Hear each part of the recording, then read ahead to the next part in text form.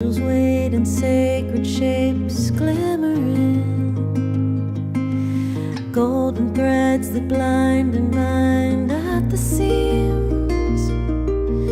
Tiny bright prismatic spikes fill the scene, certain as the phoenix driven by the drum rises from the ashes into the sun.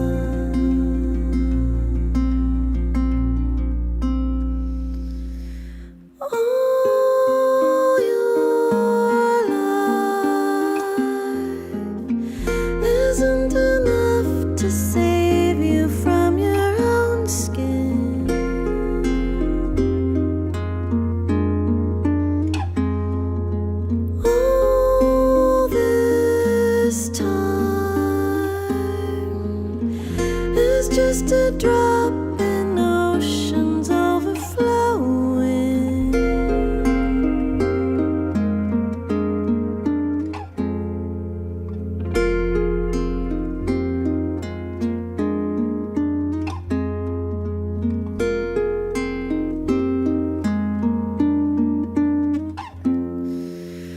Opalescent waves of grace billowing, sweeping lines that move and wind on the wind. All at night the stars align in a dream. Close your eyes and read the sign symmetry. Steady as an eagle soaring through the sky, cuts across the ether and never dies.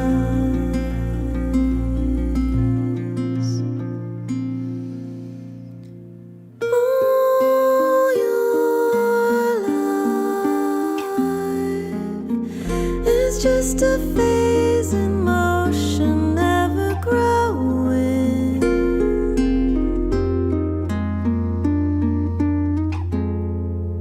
All your light is in the flame that's been forever glowing.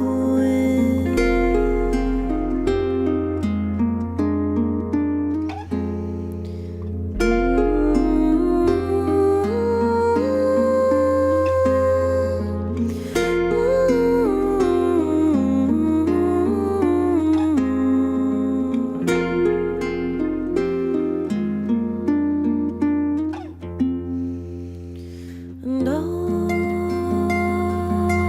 that you know, and that you've seen, and that you'll never be is all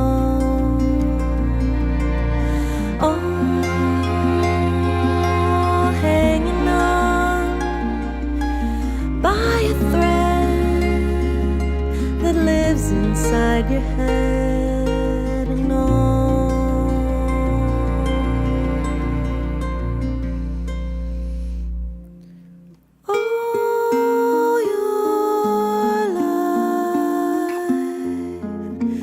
Isn't enough to save you from your own skin.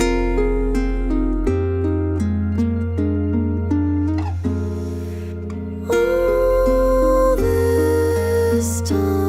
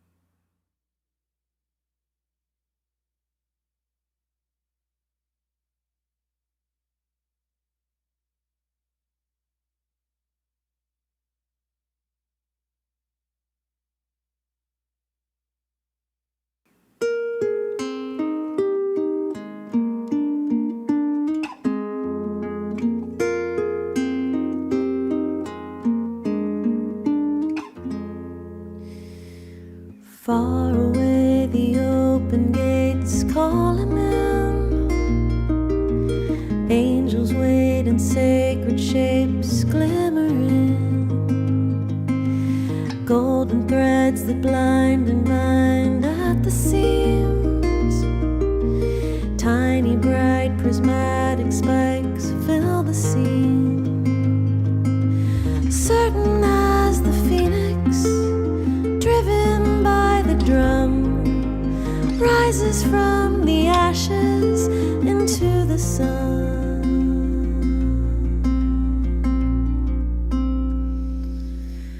All your life isn't enough to save you from your own skin.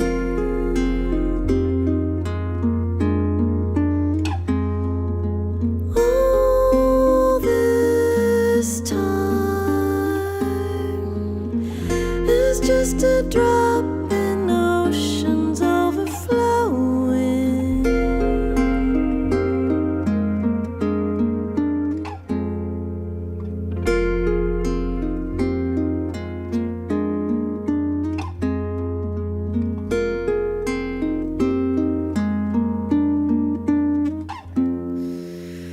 Opalescent waves of grace billowing, sweeping lines that move and wind on the wind. All at night the stars align in a dream. Close your eyes and read the sign symmetry. Steady as an eagle, soaring through the sky, cuts across the ether and never dies.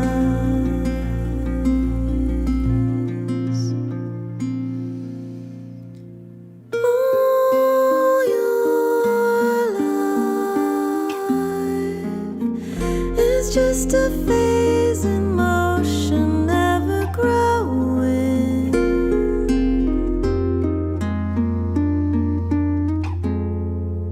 All your light is in the flame that's been forever glowing.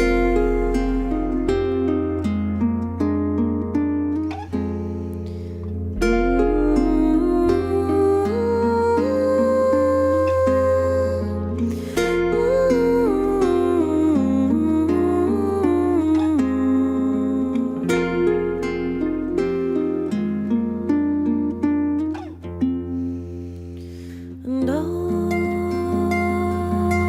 that you know, and that you've seen, and that you'll never be is all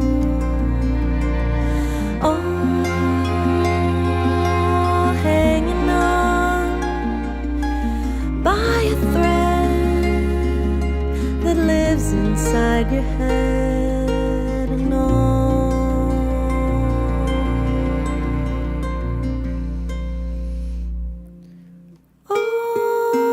your life isn't enough to save you from your own skin.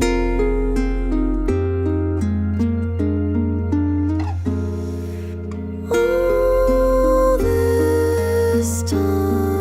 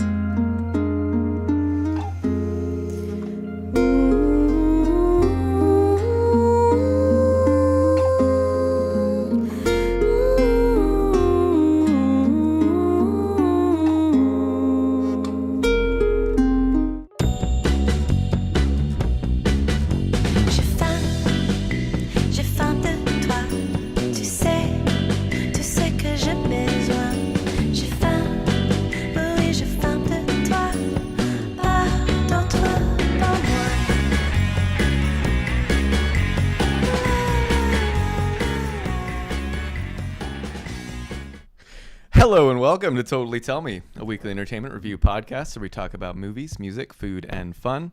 My name's Dominic Mercurio, and I am here with Laura Weinbach. Hello. Hello. Now, welcome to my humble abode. Oh, thanks. We are Adobe. Adobe Creative Adobe Cloud. Illustrator. We made the same Creative joke, Cloud. but yeah, Creative Cloud. I mean, that's sort of the umbrella. This is a creative cloud, so to speak. It absolutely is. So to speak. This is where we can be creative, and I guess you could call this a cloud. I mean, I did have to, It is. zip up here on an airplane, and we are floating. We are coming to you live from. Is this a jock? I mean, joke. Okay, actually, quick. Let's work on that. Quick order of business here.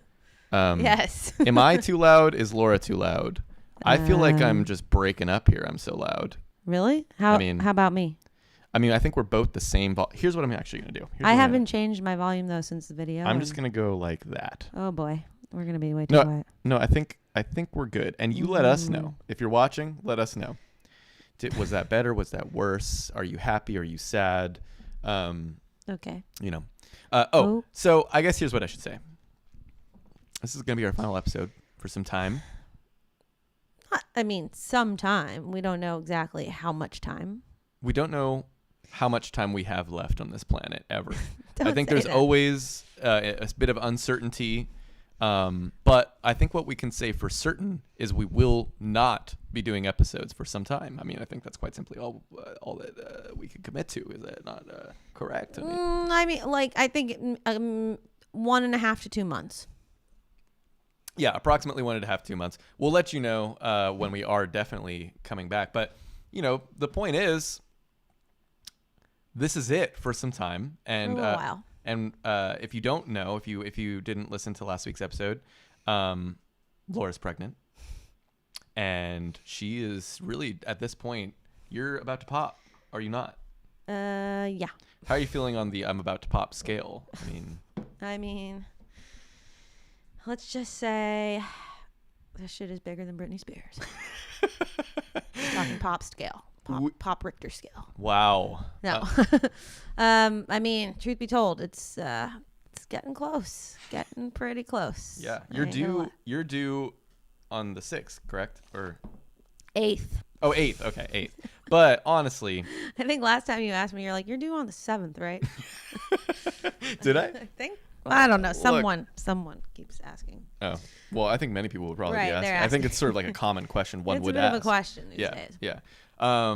Anyways, so we're just going to live it up. We're going to hang out with you this one final time for a little bit. We are live right now. You could be listening live, or you could be watching live, or you could be listening to the podcast later. But if you are watching live, feel free to comment. We see your comments here on the screen. We're live on Twitch, YouTube, and Facebook. If you're not following us on any of those, I recommend Twitch, twitch.tv/totallytellme. Today, we're going to, in the second half of the episode, review Quentin Tarantino's Death Proof, which, Laura, you didn't even mention that I just switched my shirt. Oh, crap. In the middle of us fumbling around here, but honestly, I'm a bit offended, but it's totally fine. But if we want to go ahead and just take a look here. Oh my God! Look at you little t-shirt rocker. You little sporty sport in the funky bunch. You little squirt. Now. Oh my God! Look at the back. It's look. Too bad the shirt's not death proof. I guess. Look, he's got his little fashionable neck rip. Yeah. You know what that's from? Is like. That for me is always the spot that a shirt breaks down first. Really? And here's why. I don't know if this is how everyone does it. Are you like on a daily basis repeatedly like rubbing the back of your neck against some thing? I mean, I'm not, but what I am doing. Do you have a habit of doing this on a frequent basis? I don't know if this is normal or not. Slowly, quietly, just scratching away with your claw. I don't know. Like it's just some kind of weird freak habit that you have. Yeah, I have a very itchy neck, a very itchy lower neck. No, like imagine if that was like your twitch or whatever, like your weird sort of tick that you have. It's like, I'm not nervous. What? Okay, if I may speak the truth here. Yeah, speak the some truth is that when I take off my shirt, I always feel like this is what I'm doing. I'm going like You're this pulling. and over. You know, I'm going Really? like a pull over. Is That's that not an what you do? interesting. If you're wearing a t-shirt, how That is a very like mid to late 90s masculine move, in my opinion. Is it? Yeah. See, because I am I feel starting to like think that I picture sort of like a Kevin Costner meets Patrick Swayze, but don't you think circa Ghost era, I feel like this would getting be the ready to most- jump into bed with a long-haired Demi Moore. Don't you think that this is like the more masculine Post. thing? Like you kind of go, you would like pull from here. Yeah, no, and be that's like, not.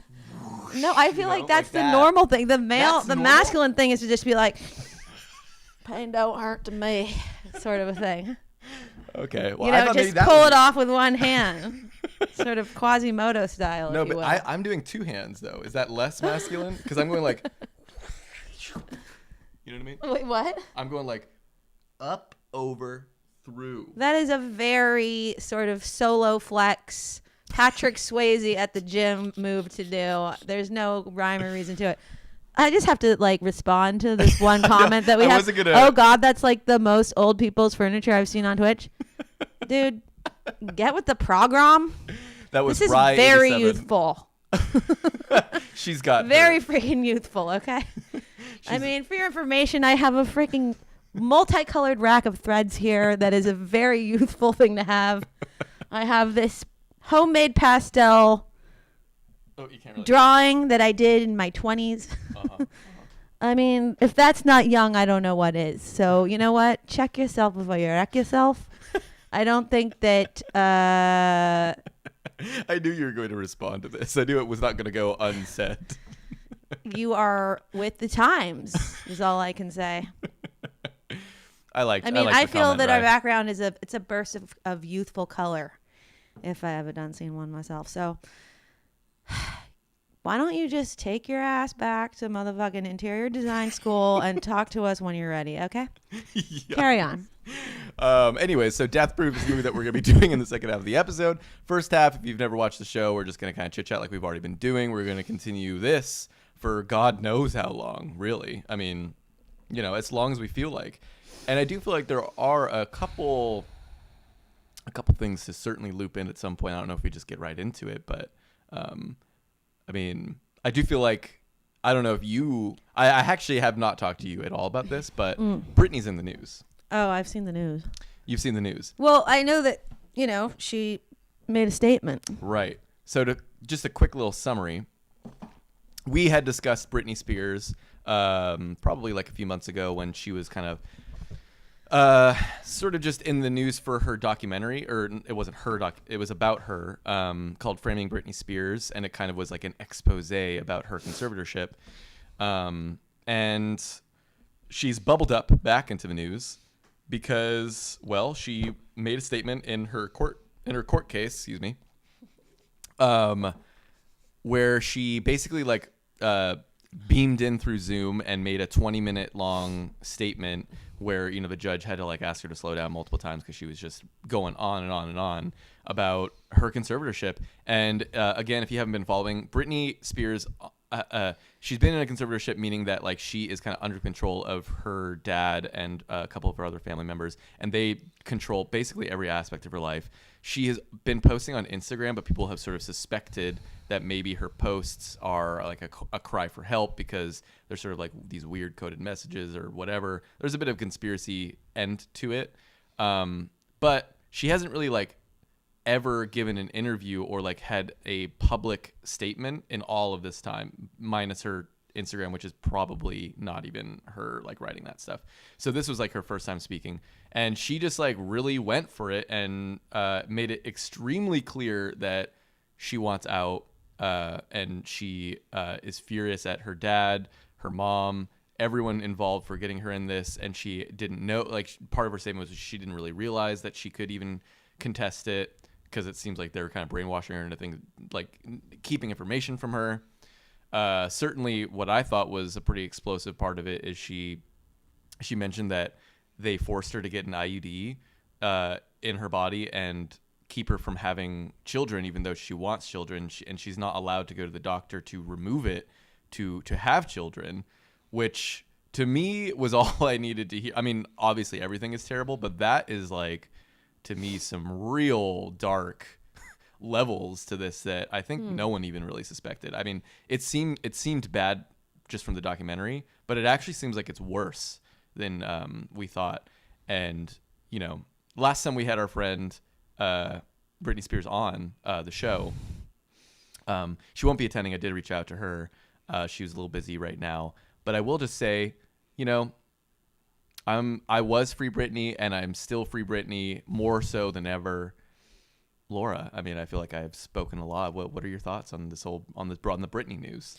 Well, I was unaware of the IUD. That's fucked up.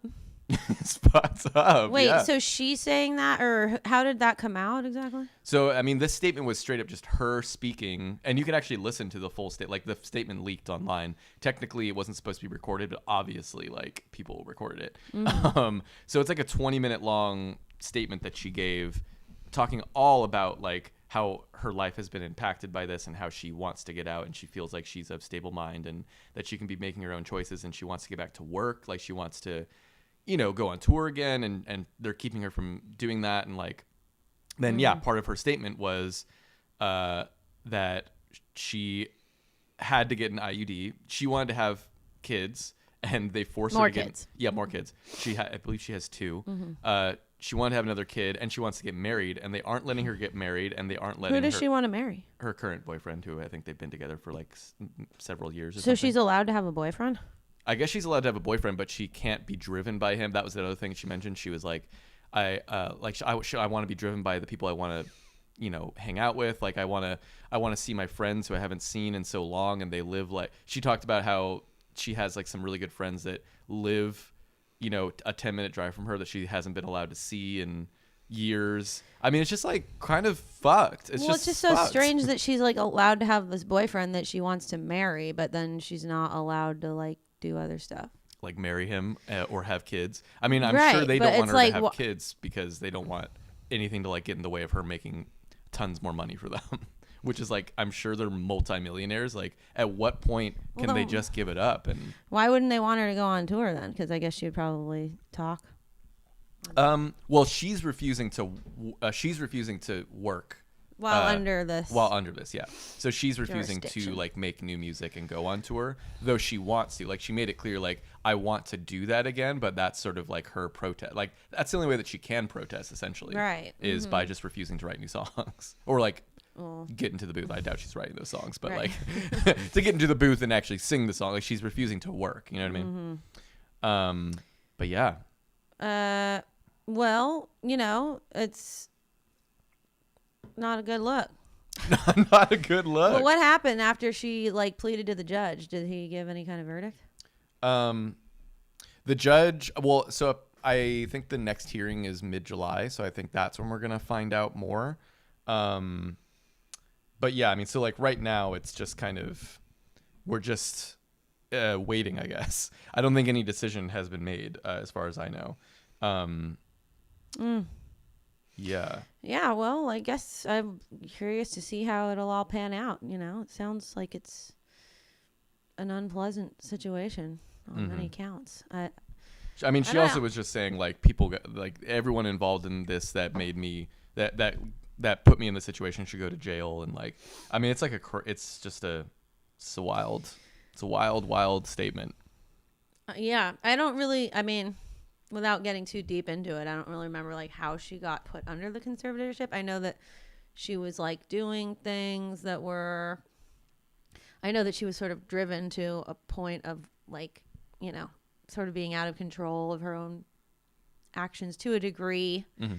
By her circumstances, which I feel like, based on what I had seen in the documentaries, were largely like inflicted upon her, you know, from a very early age, and it was just like a snowball effect. But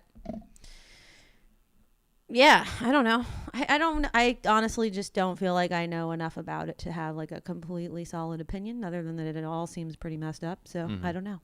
Yeah, I mean, I think it's clear, or you know, it seems likely that she has had mental issues in the past and potentially still has mental issues.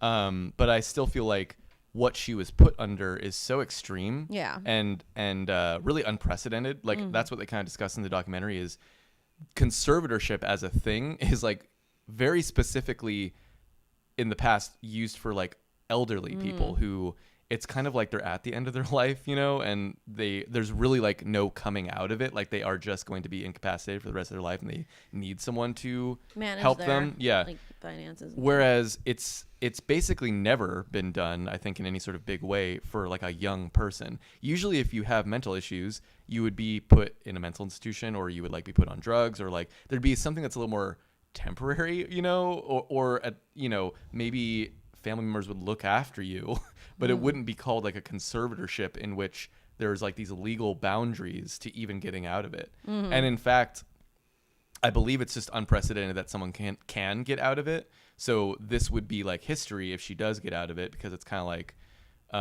that's why it's even going to court, because they're really just like, well, there's nothing written about how you technically can qualify to get out of it. So it's like this loophole that they're trying to. It is kind of a loophole that she's in. Yeah. And so she needs to kind of find a way out through the courts and just like plead her case, basically, which is what she did. And I mean, honestly, like I listened to the statement and she does sound pretty kind of like lucid. Yeah, I mean, she seems like grounded, pretty together. I mean, she certainly is like rambly and like talking really fast and like, you know, she's just Britney Spears at this point, but she's certainly like needs to not be in this anymore. I mean, it's just psychotic that she is under such a strain. Anyways, I just felt like it was certainly worth following up on, especially since we talked about the her documentary several months ago. Yeah, I mean, I guess when it really comes down to it, it's probably completely unfair, because if she's that unhappy, you know, what's more valuable? Like a lot of money potentially being lost, or her like entire life being manipulated and controlled and her being like completely unhappy. And if it's her money that she's earned, then she has the right to like, I guess if she's a danger to her own finances or whatever, she'd rather just risk that than let her do it, you know, kind of thing. Like let her just have control of her life. Right. I say, but I don't know. That's me making a statement based on not that much knowledge. Sure. I mean, yeah, she called it abusive in her own words. She said, "I just want my life back."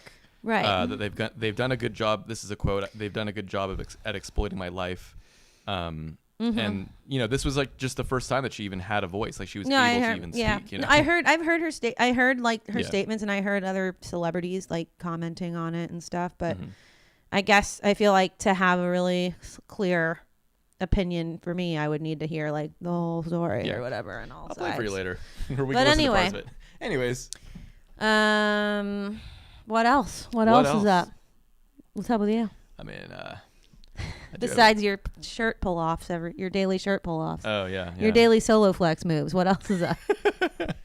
You know about solo flex? No, I don't know what that is. Oh my god! I didn't realize that was a thing. Get with the 90s. Get with the 90s. Well, exactly. It's an exercise machine that you can have in the comfort of your own home, made out of wood, and it looks like a ski machine. Okay, so is it sort of like a, what's it called? Oh wait, is it? You know, an elliptical. It's not like an elliptical per se. Okay, I might be confusing the Solo Flex with a different machine, but it's something that's sort of an all-in-one.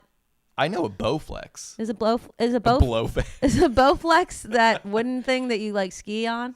No. It's like a skier kind of thing. No, I think like Bowflex. I remember seeing the commercials because they had like some, you know, just like. That's probably. I bet you the Bowflex is just like the later incarnation of Solo Flex. Is it? I mean, it's like, you know, it's like that classic exercise machine where you're kind of pulling out like this, you know, and then you can like do it all sorts of ways. You can pull up, you can pull over. Okay, that sounds like an evolution of the Solo Flex. Right. I think the Solo Flex, it's essentially an all-in-one exercise machine that sort of makes you have like, you know, abs and pecs. Okay, sure. I mean, I don't doubt it. Yeah. So, you know, get with it. All right. I'll try and get with it. Well, you are with it. Well, thanks. Your shirt's the proof. The death proof. Speaking of which. Yikes. I have a bit of a story. Okay. Well, let's hear it. I was cleaning my house. Wow. Simple task. Wow. As one does. As one does. You know, I was in my bathroom. They're nicely furnished house, may I add, by the way. Oh, wow. Thank you. With many colors and... Oh, wow. Oh, I see. Oh, well, no, we're not As in one my does. house. Oh, I thought you were actually complimenting my house, which, you know, I could wait. I could actually just shut up and, you know, let you do that. No. I mean, you have a great house. I saw it once. You moved in a new place in the Sunset. It was very lovely. Oh, my God. Thank you so much. Yeah. Yeah. Congratulations. So I was cleaning my, you know, inner Sunset bathroom, and I pulled out the old... Which is actually very clean. Oh, thank you so much. Well, you know why it's clean? Because I clean it. I know that. Well... And I live with someone who's fairly clean. I was going to say, is your roommate fairly clean? He seems fairly clean. He's fairly clean. Yeah. You have a lot of nice, like, male sort of, like, scented items, which are nice. I do, yeah. Oh, I lit a candle when you were there, did I Yeah, not? like, you have, like, some pretty good candles that you would find at, like, a nice San Francisco gift shop, you know, that are kind of, you know, like, rustic chic. Well, you know what I do is I read the room, and I know what you would rather smell. And I felt like that really kind of felt. Yeah, I read the room. There's certain candles I wouldn't dare pull out in front of you. Really? Yeah, I wouldn't Such dare. as? Such as the sweet grapefruit. Oh my God. I was just thinking, like, is it going to be some kind of jelly scented candle? And you said sweet, and I thought, oh my God, I was on the right track.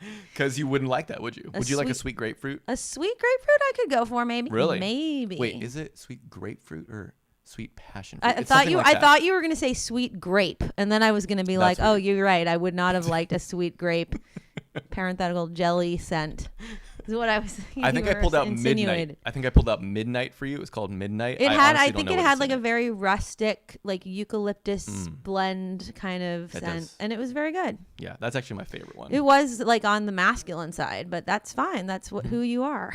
You're a masculine solo flex. I mean, you know, I'm a bit of both worlds. You know? A bit of both. Anyways, cleaning the bathroom. Okay. And I pull out the old toilet bowl cleaner, and you know, I'm about to unscrew it really, but it's like kind of stuck on there, so I kind of like I'm just like trying to, you know, open it, and I do this, and it pops open, and it squirts directly into my eyeball. Oh my God. Direct hit. Like I could feel. You got toilet bowl cleaner in your eye? I got toilet bowl cleaner in my eye. And I could feel the very essence of it hit my eyeball. Oh, that does not sound good. It did not. Instantly, I was like, okay, it's time to go on high alert. I have to forget the toilet at this point. And I turn it over and I read the back. Josh just commented, "It's not so sweet, more tangy, the grapefruit one." Yeah, And hi, Josh. How's it going? Yeah, it's like it's not super sweet, the candle. I like a grapefruit scent. Speaking of Josh, he gets roped into this story in a little bit. Mm-hmm. Squirts directly into my eye. I read the back of the container and it says like, "Warning, eye irritant. If it gets in your eye, you know, rinse your eye for 20 minutes and call a doctor." Call the hospital. Yeah. Right. And I'm just like, oh shit. And so I immediately just put it underwater. But I kind of was like, I don't know. Am I really? I got to do this for 20 minutes. I mean, come on, you know? So I just kind of rinsed it out for like a couple minutes because it felt like it was a spritz, you know, just like a spritz. It was a direct hit, but it was a spritz. So I rinse it out and then I'm like, all right, it seems okay. Like maybe this wasn't so bad. And so I kind of get back to my cleaning. I'm cleaning the sink now, blah, blah, blah. And a sort of burning sensation begins to happen in my eyeball. Oh my God. And I'm beginning to think I did not properly cleanse the area. The area. Absolutely. Took the words right out of my mouth. I then drop everything I'm doing and like straight up just like it's just I'm under the sink. Dousing. It's a douse directly in, and I'm just like sitting there for like 5 to 7 minutes. Oh my God. Did you call the doctor? Well, then, actually, I called Josh first. Dr. Josh. I called Dr. Josh first. He knows. And I was like, I got it in my eye. And, you know, he came over and doctor showed up mentally. He assisted mentally for me. Did he bring his doctor's bag? Oh, yeah, he brought. What tools did he have? Oh yeah, he brought some tools. You know what I mean? No. So then I was like, did he bring the Procto cleanse? Sorry, that was just a term that I don't know if that's the exact term, but my brother told me about something different subject. We can talk about it after you're done, but. Some fun new terms to be learned here. I mean, honestly, what I was trying to do is I was trying to not go to the hospital because I'm just thinking to myself, like, do I really want to? Oh, sorry. Before I forget, proctoscope. Okay, carry on. Oh, carry yeah, on. Carry on. I could imagine what that is. I'm just trying to not go to the doctor because that's like thousands of dollars. I can only assume. Don't you have insurance? I have insurance, but like still, I would have to go to the emergency room because it was like midnight and I. You not have catastrophic? What's catastrophic? Catastrophic insurance. It's like usually part of a medical insurance. Oh really? Well, actually, don't know. I guess that's part of why I didn't want to go because I didn't know how much it would end up being. Because I was like, I've never really been to the ER. I've been to urgent care, so I was just like, God. See, urgent care is not covered, but ER is different. ER is more covered than urgent care? Yeah, strangely. Oh, well, see, I thought it was ER totally is like reversed. so sucky compared to UR. I mean, UC.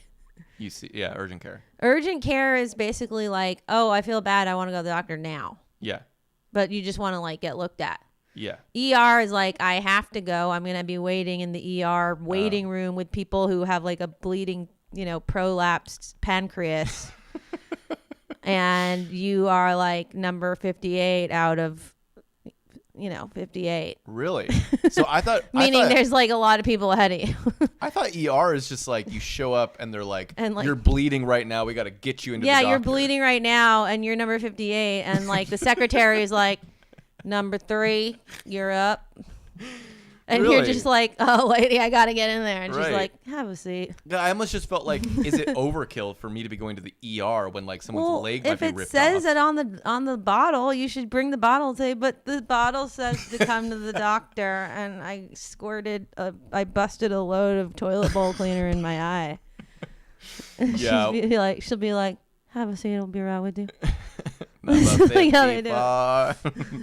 Like number 4. Well, I called poison control ultimately is what I did. Okay. Which also felt like a nice free little solution, which was Josh's idea actually, because I didn't even think of that. Dr. Josh knows all. Dr. Josh did know all. So I called poison control and they were basically just like, they were, because then I told them the brand and the brand was Mrs. Myers. Which I guess is like a little more, on the organic, natural side. Like it didn't have straight up bleach in it. Even though they do use like an abundance of scent, I find in a lot of their soaps. Yeah. I don't actually like the scent of it. I just use it because it's like it cleans the bowl. It cleans the bowl. But anyway, so it didn't have bleach in it, and so I guess that kind of was a factor in which it made it not so urgent. But I will say. So I didn't end up going to the doctor because poison control was kind of just like rinse it out again for like 20 minutes straight, which I did. And it was like, actually, that was probably the most painful part of the whole thing. Like direct water in your eye for like 20 minutes is just like, my eye was so red after that. I think just from that, God. You know what I mean? It was just like direct. Yeah. Anyway, because I was just like in the shower, just like, ugh. Wow. Oh my God. Anyways. Did you cry? I mean, certainly tears. It wasn't like, tears emotional? It wasn't like emotional tears, but it was tears of pain. You were like, I don't know what life is about anymore. Anyways, it stung for like 48 hours though. It was like 48 hardcore. hours. Yeah, like 2 full days afterwards, really? I was still feeling the effects of it. Weren't you like freaking out that something was up? I really was. Were you just like, am I ever going to get better? I kind of made a pact on the second day. I was like, all right, if it's still stinging tomorrow morning, I'm going.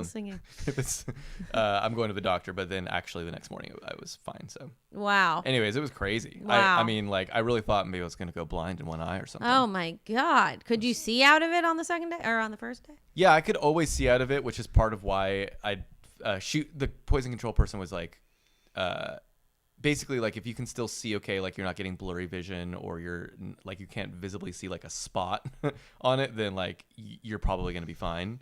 So that kind of like quelled my fears, I suppose. Wow. Anyways, it was a bit of a dramatic situation. Oh my God. You should just sue Miss Meyer ASAP. Miss Meyer.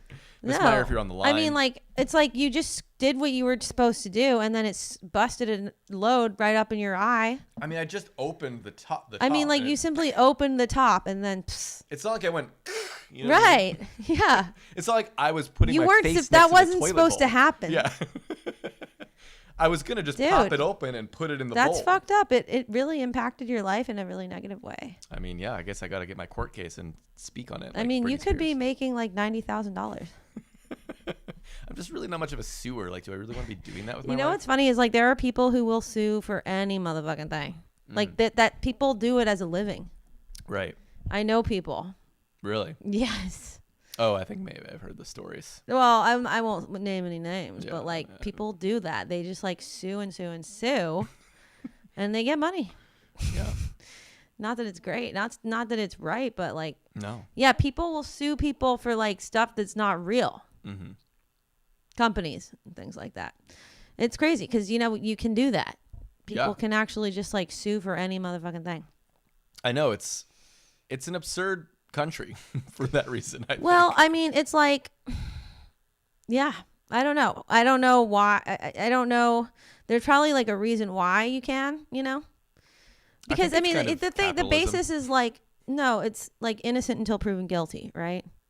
So anybody can make an accusation against someone, but then in order for them to be charged or like actually proven or convicted, they have to be convicted in a court of law and be proven guilty, right? So, like, it is kind of there to protect people from being... So, if somebody were to actually do something horrible to me, I would have the right to go to court and be like, this person did something horrible to me. Right. But the court doesn't necessarily have to believe me until they get proven. But it's a bit of a, like, entitled... I don't know. Well, at what point? Like, At what point do you say you're not allowed to make that accusation? Right. But I actually think that there should be more clear lines for it. I don't know. I guess it's hard to. It's hard to make those lines, but there's just a lot of unnecessary. People should just be figuring it out behind the scenes, or like, do you really need to bring it to such a level? But whatever. Anyways, what's been going on with you? Well. Like I said, my brother told me a story in which he recently was educated on the term proctowand. I think, or no, did I say no proctoscope? Yeah, proctoscope. But I think the original term that was used was anal scope. Is this a camera that you put up your butt? No, no. Well, maybe, but it was a term that was relayed to him by none other than his very own proctologist. Aha. Proctologist, wait, isn't that a butt doctor? Indeed it is. Okay. Yep, they look up there with what one might refer to as a proctoscope or an anal scope. I don't know that they used the instrument on my brother in this particular scenario. You cannot disclose, is what you're saying. No, I'm not disclosing. I think it was just that I think what happened, and don't quote me, is that my brother went there. I won't say which brother. Went there and was relaying to the doctor something that happened. I don't remember what. Oh. And the doctor, no. This sounds like a censored story that okay, guys, look, this is all very medical. Okay, it's all medical based here. And then the doctor was like, oh, did they use the proctoscope? And I think my brother was like, what? What's that? And then he's like, anal scope. Or I think the doctor used both terms. And I mean, that's kind of the gist of it. It's basically like he was asking him about a prior, perhaps like visit with another proctologist. And he wanted to know if they put a camera up his butt. Well, I didn't say it was a camera. Oh. We don't know if it's a camera or some kind of actual telescope that's used on the anal region, on the rectum. Wait, so you don't know what it is? It might have been a rectal scope. What? You don't know what it is? I don't remember exactly what the definition is. Well, let's look it up. I don't know that it's a camera. It might be some kind of, like I said, scope. I'm putting my money on a camera that goes up your butt because that's very much a thing if they want to like investigate your butt, Right. Well, anyway, I just thought it was a really good term and that it could be really used in a really fun way as an insult if you ever needed one. A proctoscope is a hollow tube, usually with a tiny light at the end, that can be used to take tissue samples for biopsies as a cancer screening tool. The procedure also helps your gastroenterologist find other causes of rectal and anal bleeding, such as hemorrhoids. Rectal and anal bleeding, such as hemorrhoids. Yeah. There you go. I mean, if I may be so bold, I've had this procedure. You have? I absolutely have. Well, you may be so bold, I dare say. I may be so bold to say that I've had it. Really? Absolutely. Remember when I had... Remember when I had that like insane stomach issue where I was like basically bedridden for like 3 months? Yes. So that was what warranted your visit to the procto. I had to get a procto exam of a kind. Yeah. I got a what's it called? What if there was a new like superhero called Procto Man, and he just helped people with all their rectal problems? Like it was just like, hurry. Mrs. Myers over on Maple Street has a serious case of rectal bleeding. We don't know if it was induced by the cornflakes she ate this morning or the side of fried jalapeno peppers that she just ingested all at once. And then he's like, I know, this is a job for me. And he comes and he's like, I've got the Procto one. This could be a real cartoon. I feel like this is like this is something they would do on like Nickelodeon or something. Or I like the idea of like instead of like a bat signal, they just put up just butt cheeks into the air, two butt cheeks that are like lighting up. Yeah, they're like, we gotta call Procto Man, and then they like put the light on. They're like, we gotta someone it just get the like light. Buzzes on, and it's just like no, and like instead of it like buzzing like going, it goes. And like it, it's like a Morse up. code kind of situation. Yeah. And like obviously his outfit would be like a superhero's kind of bodysuit, but then the butt part would be blown out. You know what I mean? By blown out, I mean like it's like not there. Right. Like it got blown off. So it's just his butt cheeks are exposed. You know what I mean? Does he show up and he's just like kind of smells vaguely of poo as well? Like maybe. Kind of like, well, only because he's been Procto Man. Only because he's been examining so many other butt cheeks lately. Right. He just goes from butt to butt. There's no time to shower. He's so and like his proctoscope might have a little bit of poo on it. From the last visit. Oh my god! So he's not even sanitizing between. Well, he tries to, but you know what I mean. Like sometimes he doesn't have time. He only has so much time. It's true. Whatever he does, though, he gets the job done. Yeah. Oh, I got a visit from him myself, and he did the job. They took a sample because it's like a way to take a sample up there. So hold on. When they took the sample with the proctoscope, was the scope like sort of a magician's wand of sorts? I mean, was it? Oh, I mean, I didn't see it. I was under. I was like out. I was out like a light. You were out. They so you didn't get to see it. I didn't get to see it. One wants to know: is it large? Is it medium? Is it small? Is it like an antenna, like a TV antenna size, right? With a little light at the end. Right. Or is it what? Oh my God! You know what? Than that? Actually, I was awake for that one. No, I am now remembering. I don't know how I forgot because I did see the inside of my own body that very day. Really? Yeah. You see it go up, and then you see yourself in a new light. I'll say that much. Oh much. my God! Wait, you saw? Hold on. I saw the inside of my own rectum. Butt. Yeah. And it was on a TV. They put it on a TV because they basically like run you through what they're looking for, and then they tell you like, all right, well, this actually it's looking good. Like it looks like that is so crazy. They were like, so we're just going and we're looking for any sort of abnormalities, growths. Yeah, growths. Grape to grapefruit size growths. Right. And granted, like they didn't find anything, but they still took samples or whatever. Wow. And I remember seeing. Oh my God! How did you feel? Were you feeling at all violated in any way, shape, or form? I mean, let's just put it this way: I've had bigger things up there, so it's not like I mean, it was a small device. Right. What did the device look like? I'm trying to figure it out. It's very small. Very Is it like thin. an antenna, a TV antenna? Well, I guess it's sort of like snaking up you because it's snaking. It's like going up, your lower intestines. So it's sort of it's got some malleability. I guess it does. It's like a snake. I guess it is. So it's like flexible. I guess it is. Is it like elastic?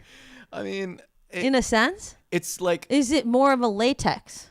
I think it's just so thin. Like we're talking like smaller than. So it's like a snake. It's like a garden snake. Smaller than this wire. Like it's just. Oh, it's very smaller small. than this wire. I would say so. Yeah. It's wow. like it's not like it's really gonna hurt you or anything. It's not like. So is. So it's more just like a thing that's up in you, but so it's not like a thread that goes in your butt. Yeah, but there's like a small little light. But how is it like taut enough to get stuck up, like to kind of get in there? I see. Is it taut? These or are the is wonders it... of medical science. I guess I must be. You're right. It must be a bit taut. But I wasn't holding it, so I don't really know, like, the tautness of it. But didn't you you saw the device itself, did you not? I mean, I did, but to be honest, I wasn't like trying to really like get up into the science of it. I really just wanted it to just be through with it. I find it to be very intriguing that it's such a thin, small device when the device that they use for women, for example, to like get up in there. Mm-hmm. Like when women have pap smears, they basically put this metal object. I don't know if I've actually like seen, I think I've seen it, but it feels like it's basically a metal clamp kind of thing that unwinds into an open, they put it in there and then they like do a lever thing like this. Yeah. And then it just opens you up and it's like really hardcore. Well, boy, do I have news for you because actually that's exactly what it looks like. I guess they must that's like that's like what they put in a vagina. Yeah, but apparently this is a proctoscope, so I'm just going to show this real quick so you guys have an understanding of what we're looking at here. But 4 people watching. Yeah. Where's your camera? There it is. So. Well then, so that's not what it sounds like got put up. Well, I guess maybe it was, but then they threaded something through that. Oh, they threaded something through that. And then it went further up. You know what I mean? Okay. Like, I think this is just to get to through open my sphincter. up. That's to open it up. Yeah, that's to like penetrate that sphincter. Okay. Once you do I was starting to think like, wow, why are they not trying to like fuck with a guy's butt, but they are trying to fuck with a woman's vagina? I know, that's kind of fucked. That would be fucked that would be fucked up. That would be very fucked up. But I guess that makes sense. Fucked up for all. Right. That makes sense because otherwise my sphincter would have just clamped up on that, and then they'd be like, "Sir, you're gonna need to relax." That sort of is a forced relaxation. You know. Anyways. Right. We've really gone down a path. I guess this is just what. This is actually classic. How it works. This is a bit of a throwback, I think. It's a bit of a thread back. All right. Wait, so was there anyway, anything? I didn't want to cut you off. I mean, let's see. I don't know. I'm just, getting ready for the baby. Mm-hmm. Yeah. I see you got a what's this called again? A stroller. A stroller. Yes, I got a stroller. It's pretty stylish. Yeah. I have some stuff set up in my room, which is nice. I don't know. It's not stuff. I mean, I got these drawer handle thingies for the baby's dresser that are kind of fun. They're like these dinosaurs. Some people might not like them. I like them. Mm-hmm. They're gold. They're like brass. But whatever. Well, it's your child, so it really only matters if you like them. Exactly. Who gives a shit if the child likes them? All of it's for me. I mean, all the stuff. Until he's approximately 2, it's definitely for you. As you may or may not have noticed, I got a new TV. Oh. Which I'm going to need you to calibrate after this episode. I'll be doing that. I can't even help myself. Thank you. I'm excited because honestly, it looks very drab right now in terms of color. Oh, well, I can. I know that there's something going on with it. There's just things we can do. I don't like how these TVs these days, they have their preset default way of doing the color, and it's like so bad. Yeah, it's Vizio, right? It's Vizio? Yeah. You're good. But you agree that you can calibrate those. No, I know. I mean, I know. You know what you can't really calibrate, though, is a Samsung? TLC, not TLC, but what's it? Like TCL. TCL. Oh.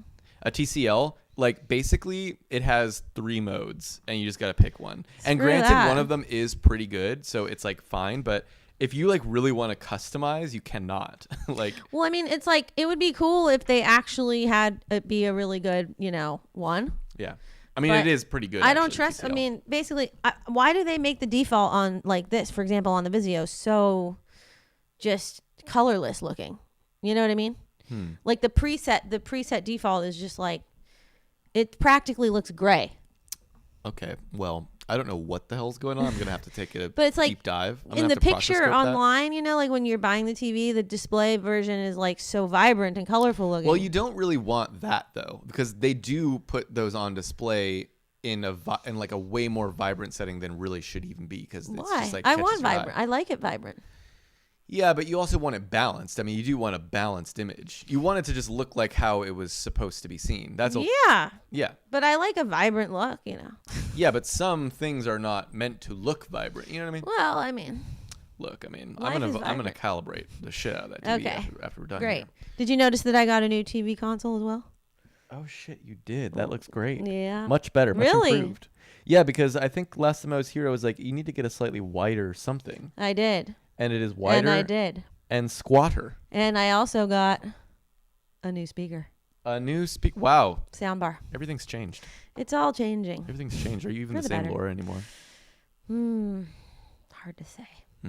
I watched that. We briefly talked about it. We can get past this pretty quickly, but yeah. I watched both documentaries about the NXIVM cult. Yeah. That was a bit of a mind funk, if you will. It definitely got into my psyche and affected me in a way that I did not like. Mm-hmm. It just made me feel like, I don't know. I had a nightmare about it, and I didn't like it. It was just icky. And I felt bad for the people who were negatively impacted by it. Mm-hmm. But my God, how creepy. I watched The Vow and I watched Seduced. Seduced, okay, yeah. Seduced, yeah, starring India Oxenberg, I think her name is, and she tells all. Well, yeah, India is. I don't know if she tells all, but she tells a lot. Right. Yeah, I saw The Vow. I think The Vow is certainly like the bigger one because it was on HBO, but it was crazy. Right. See, I think a lot of people saw The Vow, but I think that that Seduced is like more hardcore in the sense that it just has more explicit footage and stuff and documentation. Like it actually has a recording of Keith Raniere or whatever, like disclosing. I mean, you hear him conversing with Alex Mack, the two of them is whose initials get branded into these women. Yeah. You hear them talking about they're basically like brainstorming ideas about how they're going to create the branding experience, like the whole branding ceremony on these women and like what they want it to involve. And it's just very like dark and creepy. I mean, yeah. It's like first-hand footage. It's crazy. So, yeah, it's pretty hardcore. Yeah. I felt like the HBO series, I mean, I already told you this, but I felt like the HBO series, while it was extremely good and interesting and like, could have been cut back by like many hours. Yeah. I just feel like it went on, what is it, like 8 episodes or something? Like after the first episode, I was like, there's way too much like information that is not necessary in this show already. I felt that like it was just kind of clearly trying to milk every unimportant detail, but it didn't have as hardcore of stuff as Seduced, which is actually a lot shorter than Well, maybe I would have preferred Seduced, but I'm kind of at this point where like you don't care. I don't want to watch more of it. I just kind of wished it sounds like I wished I would have just seen Seduced. Yeah. Well, yeah. Because I didn't need like 8 hours of it. Totally. Though I'd still recommend it. Like you should watch one or the other, and it sounds like maybe you should watch Seduced. I think so. But because it's a very interesting, very compelling story. But and you know that they're gonna make a second season of The Vow, which is just absurd. Well, okay. One thing I would like to know more about is the woman who originally founded NXIVM with Keith Raniere, and her name is like Nancy Salzman or whatever. She's the one whose daughter is like Lauren, who kind of, was the best friend of the woman that stars in The Vow. Right. Her mentor or whatever. Okay. So that woman, the mentor, is the daughter of one of the original founders of NXIVM. Yeah. And so her mother, Nancy, one of the founders, she was like a practicing neurolinguistics programmer.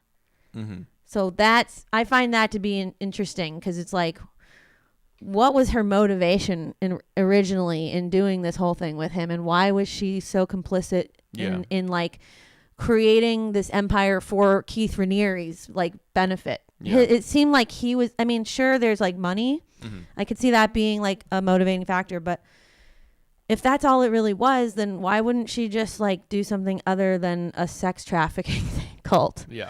You know what I mean? Like that just takes it on to a whole nother dark path. Like if it was just about getting money, then I feel like there's plenty of other ways to get money. You know what I mean? But then I kind of forget why be like this basically slave driver for this man's like personal like egocentric benefit.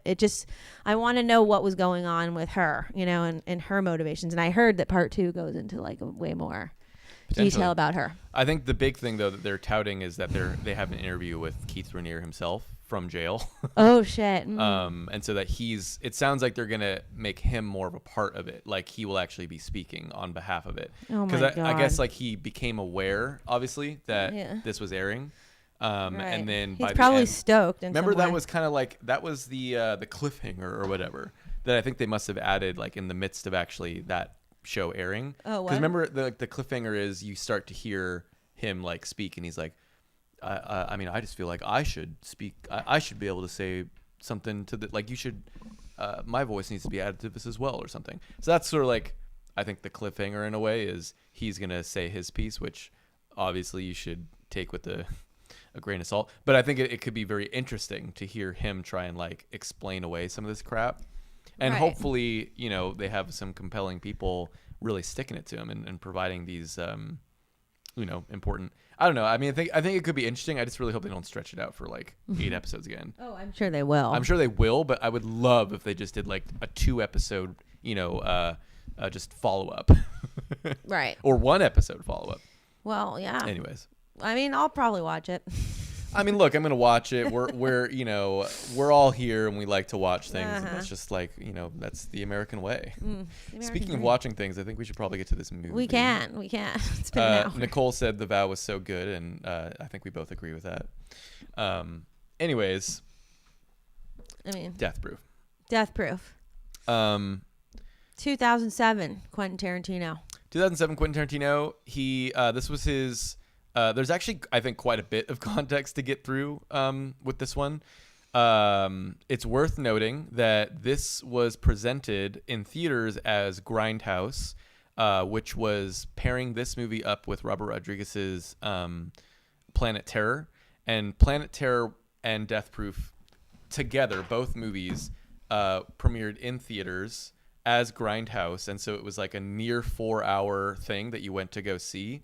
And the whole idea behind it was that they wanted to kind of replicate this idea of going to like, a kind of like crappy movie theater in the 70s. Well, a Grindhouse movie theater in the 70s. Yeah, where you would see like a double feature for very cheap. And oftentimes they were kind of like B horror movies or just like kind of not or A chase list. I mean, it was homaging like chase movies too, I guess. And but slasher and chase, like trashy kind of late night, like midnight movie kind of things. Totally. And so both movies, obviously from very acclaimed directors, Robert Rodriguez and Quentin Tarantino, both movies were kind of like them putting on a bit of a facade in a way, like homaging to these old films. So I do feel like if you're just kind of coming into this, if you're coming into, for example, Death Proof, kind of just expecting just a Tarantino movie, I think it's worth knowing the context behind it. So obviously, of course, then they separated the 2 movies and you can watch them individually. But I'm curious. Well, I guess you didn't see Grindhouse as a whole because you hadn't seen Death Proof before, right? No, I had not. Okay. Had you seen Planet Terror, the Robert Rodriguez? No. Okay. Planet Terror was about like a woman who loses her leg and then she replaces her leg with a machine gun. Oh, and then it's like zombies and stuff. That's interesting. It's hysterical, actually. Like, it's really funny. But I mean, that's like, there's some similarities there. Actually, there's a what? Wait, what? Oh yeah, I mean, well, just the whole concept behind this thing was that they were. But they I were mean, both just making... like plot wise. Oh, right. Okay, yeah. Okay, I see what you're saying. Anyways, so Death Proof is for Tarantino. Just to kind of frame it, came after Kill Bill, and before Inglourious Basterds.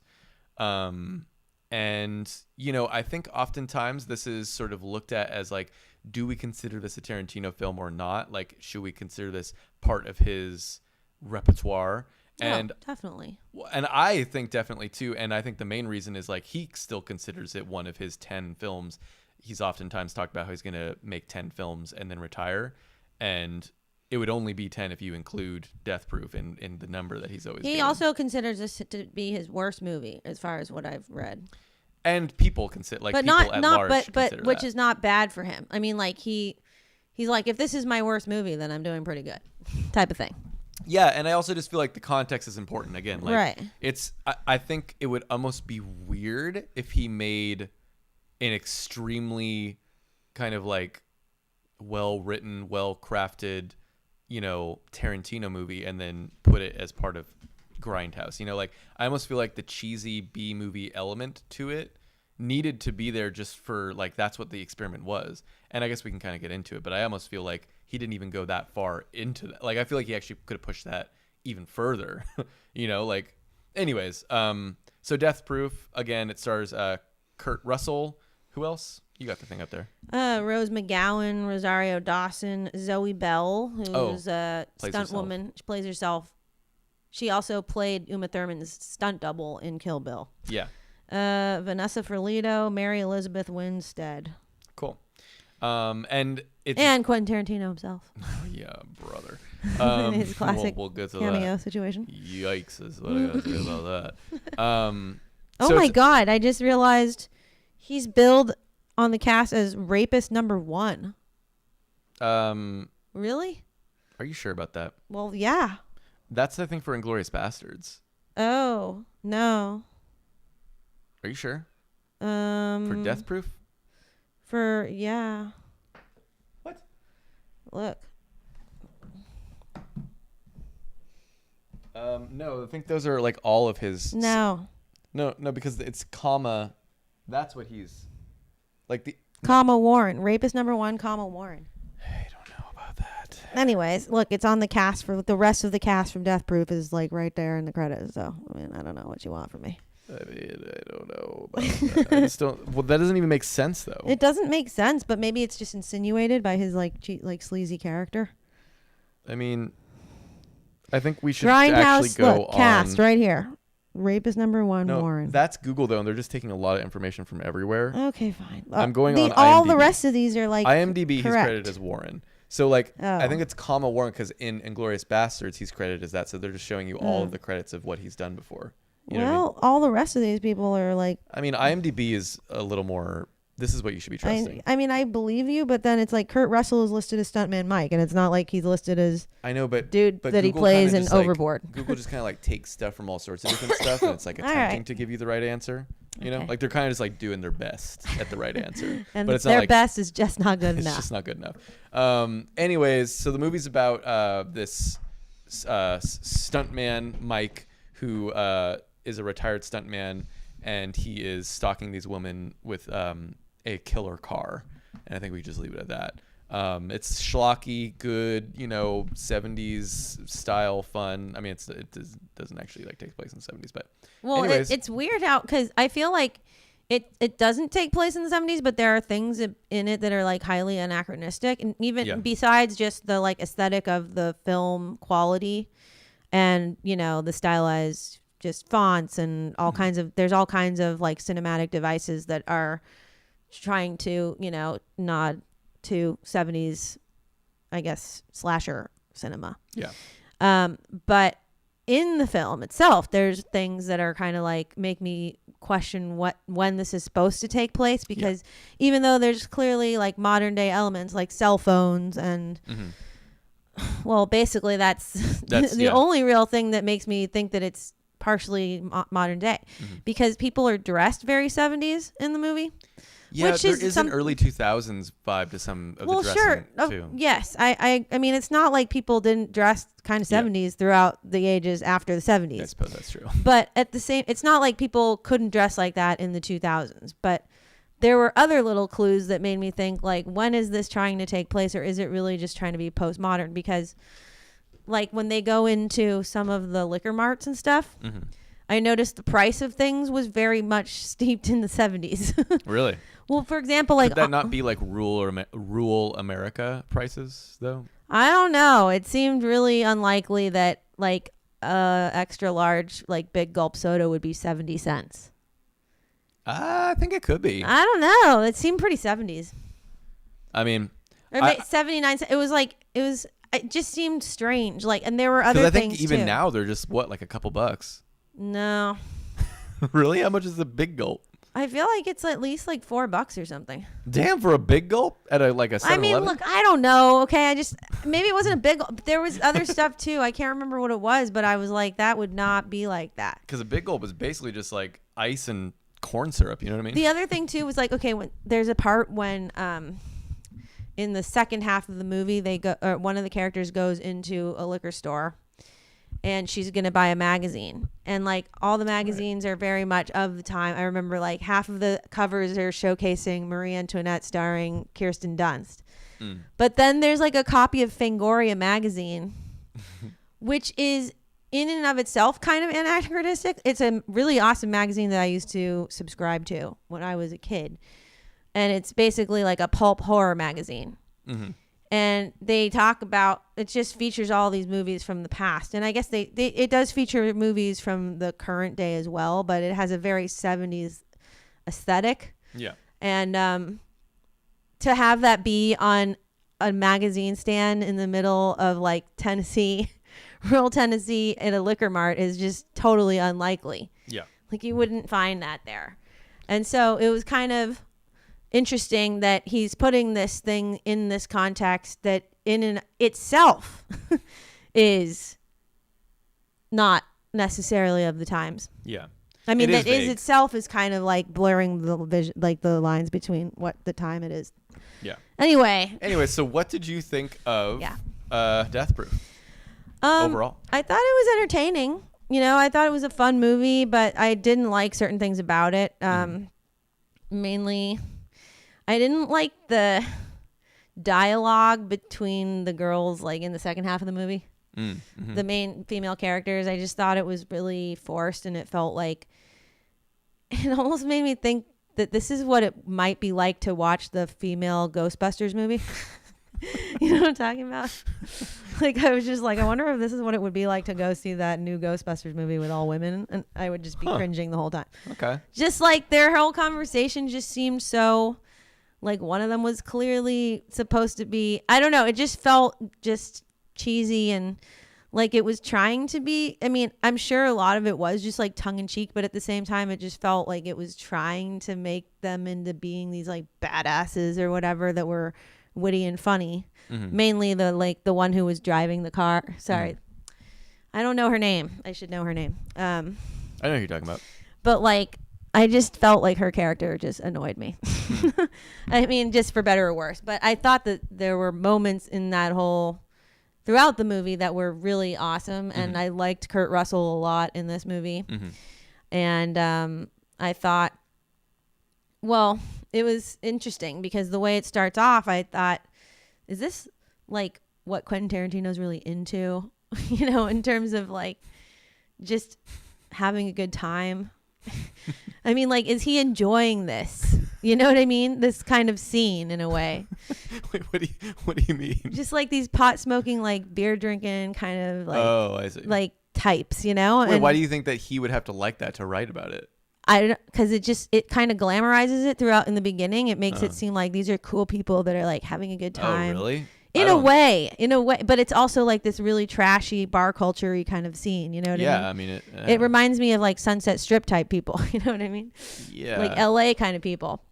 But then obviously you know, without giving away too much. Well, we'll get into spoilers later for sure. Yeah, but I mean, like. Well, I don't know. It's just, we'll talk about it. There's a lot of this movie that is tricky to talk about without spoiling. Right. And we will get to spoilers later, and we won't spoil anything if you haven't seen the movie. We'll make it very clear, by the way. But yeah, so it sounds like you liked some aspects of it. Well, there's definitely things that are just awesome about it for sure. There's no doubt. And but then I think there was just like too much dialogue in general. What was I mean, I know that's maybe potentially some spoiler stuff that was exciting, but was it like the action scenes that you were more into, or what was it? Okay, all right, cool. Absolutely. All right. Yeah, yeah. What about you? What did you think? I mean, I love Death Proof. I get why people don't. Was this your second time seeing it, or this is probably like my fourth or fifth time seeing it. Okay. I mean, but I actually think I've never seen this version of it, because I saw it like 2, maybe even 3 times in theaters as part of Grindhouse. And I think of note, The Grindhouse version was shorter. It was like approximately an hour and 15 minutes, an hour and 20 minutes. And then when they released the two movies separately, they both made them like the full uncut longer versions.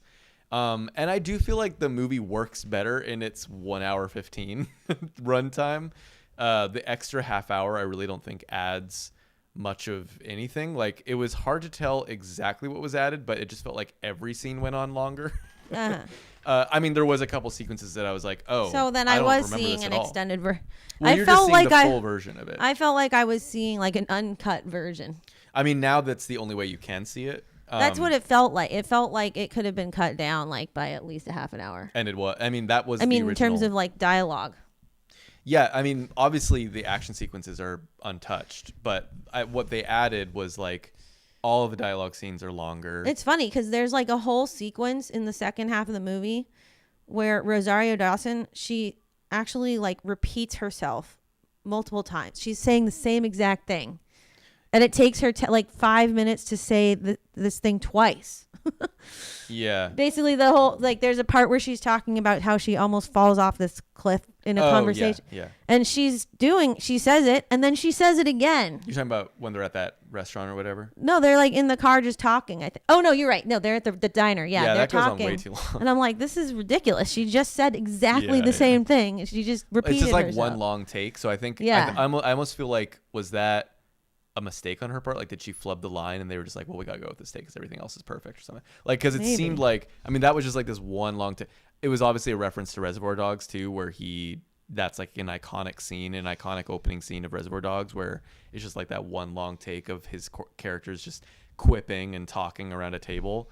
There's a lot of self-referential stuff in this movie. There's a couple Kill Bill references as well that I'll get, or I guess it's not really spoilers, but like one of the characters' cell phone, her ringtone is the whistle. Oh, yes. From Kill Bill. Yeah. Right. And then on the back of their car, I don't remember what that was from. On the back of their car, it says "Little Pussy Wagon."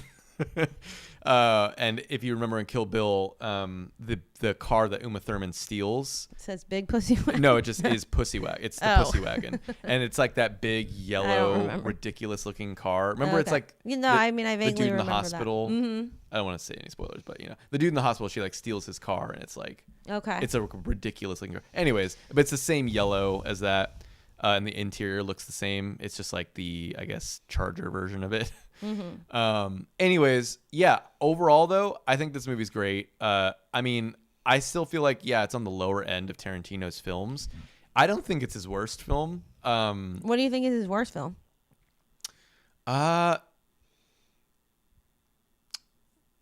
I mean, I'm not a huge fan of Once Upon a Time in Hollywood. Oh. I kind of feel like that, for me, I get why it's great, but it just, for me personally, did not hit like the ways that the things I love about Tarantino are a lot of what was not in there. So I think that might be my personal least favorite. And I actually think that Reservoir Dogs doesn't hold up as well as I was going to rewatch that tonight, maybe. It's still good. Maybe. But it didn't hold up as well, like especially with some of the dialogue. I feel like there's I don't know, there's just like some scenes where I'm like, I don't know about this. Like, I think he was kind of figuring it out a little bit. And it's just like he gets so much better, I think. It's different, I think, to look in but I think, I don't know, maybe Reservoir Dogs is still better than Death Proof. The thing is like all of his movies are great. So even his worst is not like a bad movie. They're all worth seeing. In my opinion, this is totally worth seeing. I love the action sequences, obviously. I really feel like that's the meat of this movie, and that's what it all is kind of building towards, are these just cartoonish, over-the-top, violent action scenes that he's known for. Like, he's known for that, but I actually feel like in this movie in particular, it's just fun and games, the action sequences. Like, there are basically no strings attached as far as, like, even what it means in a plot sense. Like, I almost feel like the plot becomes irrelevant a lot of times in these action sequences. Like, it's just about silliness and just like well, it's just like it's all an excuse to have this action scene. Yeah like the whole movie. We just want to get to this. Yeah. and just watch it as a visceral experience. Yeah, and it's quite the payoff, I will say. Like there's a couple, I think, sequences in this movie that are just like, you're just like laughing hysterically. I really feel like Tarantino is a one of a kind with how he presents, this mixture of violence and comedy, where you are at least how I always take them is I'm just like laughing hysterically at these moments that are just extremely violent and are just insane. And yeah, I do think that the dialogue, in my opinion, actually the first half of the movie's dialogue suffers more. I felt like the bar scene just goes on way too long. I agree. For me though, I just think the first half of the movie drags a little more than the second half. But it was like, for some reason, I felt like just the conversation in the second half was more cringeworthy for some reason. There's cringeworthy things in the first. I don't know. Yeah, major cringeworthy stuff in the bar. I don't know. Well, so much cringeworthy stuff like at the end of the movie when, well, we'll talk later. Yeah, I guess those are pretty much my spoiler-free thoughts. The soundtrack is great as usual. The way it's shot, I think, is pretty interesting. Oh yeah.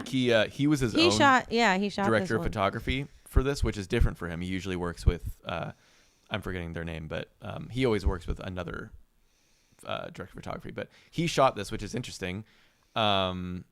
And he appears in it, which, I guess I will just say this much. I just absolutely hate when he appears in his own movies. He's a terrible actor.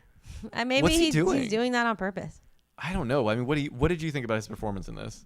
This is like ridiculous. This is like terrible. Like he takes me out of it so hardcore that I can't think it's intentional. I think he must think that at the very least it's like a cheeky fun, but he's still like doing the job. In my opinion, he's not even doing the job. Like it's just bad. Every scene he's in, I'm like, get him out of here. Like I can't even focus on the movie. He's so bad. Well, I don't know. Fuck. He's got to do something about that. He's not in it for very long. I don't care that much. I don't know. He's in it enough. He says enough. He does enough. And like he's always just trying to like play these characters that, granted, he's great at writing cool characters, but he himself doesn't strike me as like the coolest person. You know what I mean? He seems like a little nerdy. He just doesn't fit in like a bar in Texas. You know what I mean? Like, and then in Inglourious Bastards, he just doesn't. Or sorry, in Django Unchained, he just doesn't fit as like an Australian fucking. I don't remember him in that. Oh God, he's terrible in Django Unchained. Yeah, he's in Django Unchained, and like he's towards the end of the movie.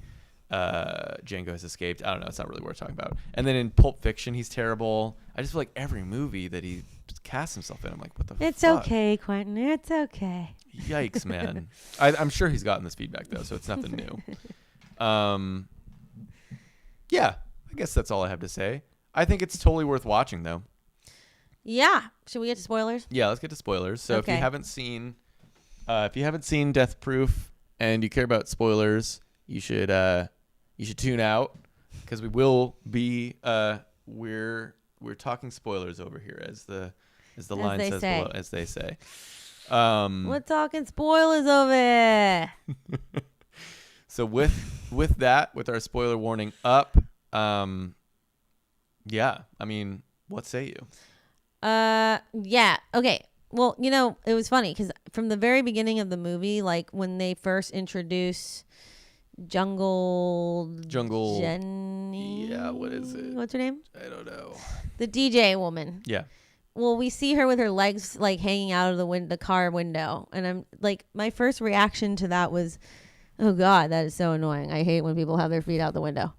And like, that is exactly what the movie was saying too.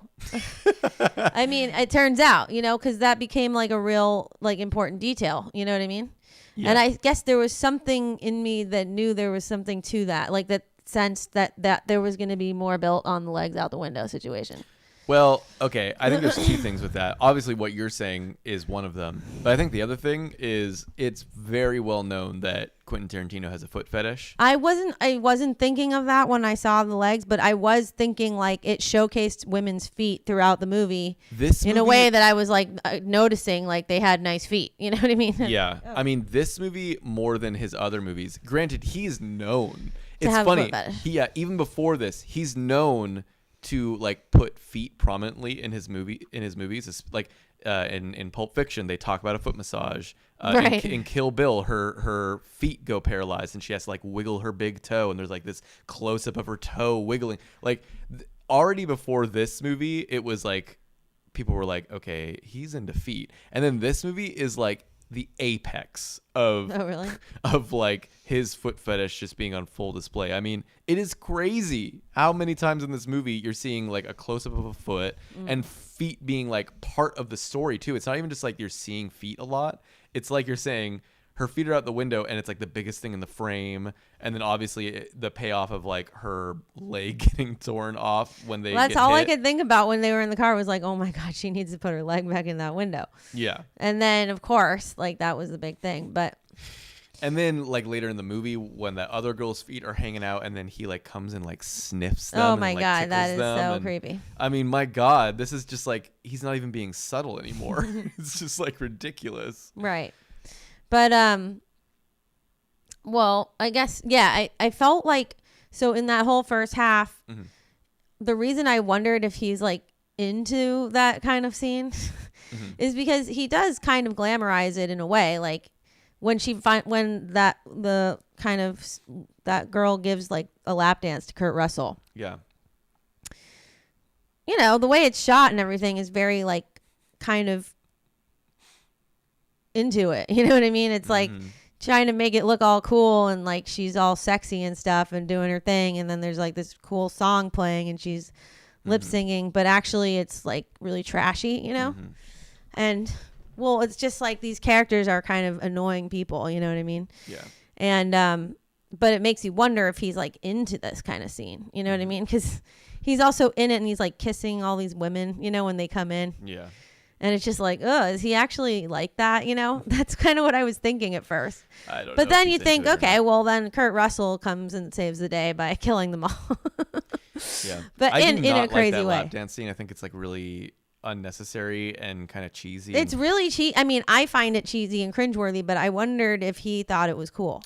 Well, I think maybe the the nicest I can be about it is maybe he kind of thought that it was going to play as sort of like that, you know, like in the 70s, obviously women were even more so treated as sexual objects in right, these sorts like he of objectified. Yeah, so he's objectifying. Yeah, so I was like, okay, is this sort of meant to be played as like, oh, the objectification of women in the 70s or whatever?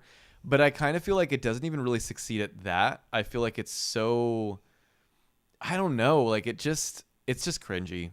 I just don't. I think it's like unnecessary, and actually, it's not even in the original version. Like that famously, because I remembered that was one of the things I did remember about the original cut of this was there were reels missing, which was like an intentional thing part of Grindhouse, where at that scene, like she puts on the jukebox, you know, because obviously they which talk by the way was his actual jukebox, Quentin really? Tarantino's personal jukebox that he had shipped to Austin. Yeah, I don't doubt it. But the scene is built up so much beforehand, like, you know, you hear about this lap dance, and it's like building up to this lap dance or whatever. And then in the original version in Grindhouse, when it was like just an hour and 20 minutes or whatever, she starts the jukebox and she like starts to walk over to him, and then this thing pops up that just says "reel missing," and then just like cuts to the end. It cuts like afterwards, and I kind of feel like the way that happens is so much better because like it's still implied that she did it. It's still part of the story that she did it, but it also plays into the whole idea of this like, well, you think you're gonna get it but you don't, and then also it also amplifies the whole idea of this being like a shitty B movie that literally the reel went missing and it's like the best scene or whatever, like right, or maybe it was like owned by someone else or something, right, and they like took it out or whatever. Yeah, like there's almost like a fun story to it, like, right, you know, right, and it adds some comedy, I think, to that scene, right, where you're like, oh, you think that you're gonna see her do this lap dance, right? And then the imagination can go wild about what happened. Mm-hmm. But when you just see the lap dance, I'm just sitting here like, okay, like we're gonna watch this for like 5 minutes, like. Well, yeah, that's why I felt like he was into it, because he's like spending 5 minutes on it and shooting it in such a way, and it's like, you know, it's kind of dumb. It's like they focus on her butt for like 3 minutes straight, practically, when she's like putting the money in the jukebox and stuff, and it's just kind of like, okay, this is like kind of cringy, you know? Yeah. And then, but I will say, the very first action-packed moment when Rose McGowan is in the car and he basically kills her first by just like slamming her body around. That looked great. I loved the blood and the way that her just head looked. Yeah. And then just that whole scene, I get like butterflies in my stomach that like the way that he like just sets something up and then just unleashes, like I just like get such an excitement. Like that was I even watching again for the 4th, 5th time, I just like was so excited at that point. I was like, here we go. I really loved how like he replayed the car crash scene for each individual woman that gets killed to show exactly how they got killed. Yeah. Although, okay, I probably should go back and rewatch, but I felt like it only did it 3 times, and there were, 4 women in the car. No, it does it 4, but like one of them is so quick and inconsequential. So like the one girl just flies out of the car. Yeah. And it's like so quick. You mean the one who's driving? Yeah, the one who is driving. Yeah. You just see her like fly out the car. No, yeah. And then there's the lap dance girl. And then the one who's driving gets glass shattered on her or something like that, right? Yeah, one gets glass shattered on her. One flies out of the car. One loses her leg. And then what was the other one? Like the tire just like. Oh yeah, that was so good. Wild. And by the way, I should mention that this whole movie is practical effects too. And damn, does it show? I mean, I think that was why I think it was like the fact that he had it be about stunt people. Yeah. Was also a nod to like practical effects and his just distaste for digital. Yeah. Like effects taking over, Hollywood cinema. And they talk about it in the movie too. Like there's even a bit of dialogue where the stuntman Mike's like, how do you think that they did it back then? She's like, CGI. Oh, right. Yeah, exactly. Yeah. Very much referencing like, I mean, it's all real stunts in this movie. In the second half especially, you get some really incredible stunt work actually. Oh my God. That was so good. I was on the edge of my seat. Yeah. So it basically has an incredible car chase sequence on the second half, as those of you who are probably still watching, if there's any people.